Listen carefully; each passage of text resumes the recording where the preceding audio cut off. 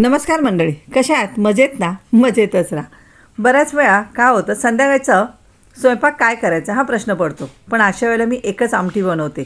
पण आज मी इथे दोडक्याची आमटी बनवली. कशी बनवली ती बघूया. फोडणीला जिरं, मोहरी, हिंग फोडणीला दिलं. उभा चिरलेला कांदा, हळद, लाल तिखट, गरम मसाला. आता ह्याच्यामध्ये मसूर डाळ ती घेतलेली आहे आणि इथे दोडका चिरून घेतलेला आहे. 2 शेवग्याच्या शेंगा, 1 टोमॅटो, कढीपत्ता आणि चवीनुसार मीठ. 5 मिनटं चांगलं परतून घ्यायचं. छान परतलं की ह्याच्यामध्ये कोमट पाणी टाकायचं. कोमट पाणी टाकलं की आमटीला आपल्या उकळ लवकर येते. 10 मिनटं चांगली शिजवून घ्यायची. आता इथे आपली दोडक्याची आमटी तयार झालेली आहे. खूप छान आणि टेस्टी लागते.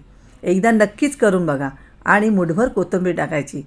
आता गरमागरम भात आणि दोडक्याची आमटी. व्हिडिओ आवडला तर लाईक नक्कीच करा.